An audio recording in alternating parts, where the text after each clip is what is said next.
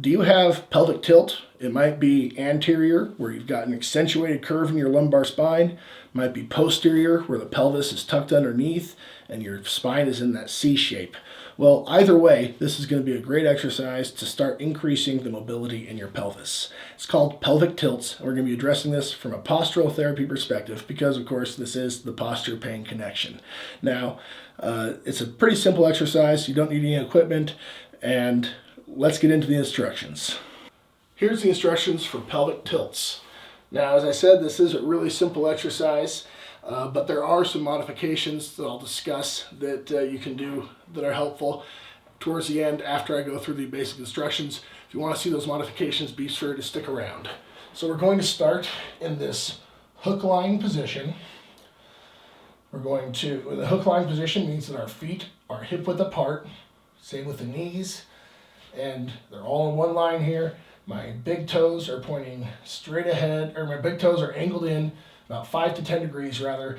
The little line between my first two middle toes is pointing straight ahead. And from here, we're just going to go into rolling the pelvis into an anterior tilt, rolling it into a posterior tilt. And it really is just that simple in its most basic form. But there are some problems that can occur. If you notice that your knees are wobbling, or if your knees are falling apart, or your knees are falling in, this is where we get into those modifications I was talking about. So stick around, I'll get set up for that. We'll get back in just a second. So there are a few different modifications that we can do. We can do a modification with a block, we can do a modification with a yoga strap, and if you're having problems with your head not being able to comfortably go to the ground, you can also do some modifications with a cervical roll. So, why would we use the block?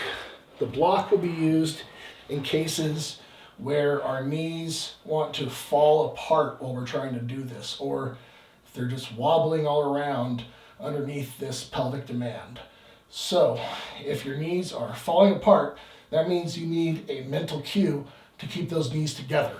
We're not going to be squeezing this block hardly at all. We're just putting enough pressure to hold it in place so that it doesn't fall apart like that. Now, we put it in place. Just keep it there so the knees don't wobble and get into those pelvic tilts. Again, I am not squeezing this block with hardly any strength. This is maybe like 2 to 5% of my max strength. Just making sure it doesn't fall down.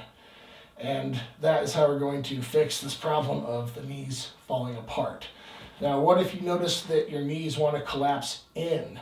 Maybe you've got, this will often come with posterior pelvic tilt, or people who are pigeon-toed or have knock knees, where the knees kind of bend in towards one another. In that case, you're going to want to use this strap. You put it around your knees so that your knees stay hip width apart, and similar to the block, I'm not pressing out against this thing as hard as I can. I'm just using this as a mental cue to not let my legs fall out, or fall in rather. So it's vice versa. If your knees are falling out, you need the cue to keep them in. If your knees are falling in, you need a cue to keep them out. So I'm just making sure that I have that tactile sense of a very, very light pressure, 2 to 5% of my strength touching those, pressing against that strap. And again, it's back into that same pelvic tilt motion. And that'll help. Between those two modifications, we can keep people's knees stable. And of course, if you're having problems with your neck, if it's painful for your neck to get all the way down to the floor, get a cervical roll like this. It's 3 inches in diameter. Use a rolled up towel if you need to.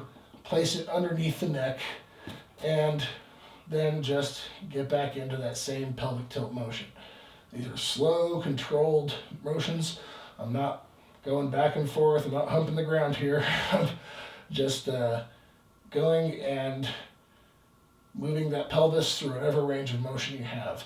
Now, this exercise is often going to be placed in the middle of menus. And it's a great functional test that you can use to keep as a baseline. Feel, the first time you do it, feel how much range of motion you have in your pelvis. And if you're doing your menu every day, You know, maybe once a week you can keep it on a spreadsheet or something. Mark if you feel that your pelvic, the range of your pelvic motion, pelvic flexibility is increasing. And that's all we need to know for pelvic tilts.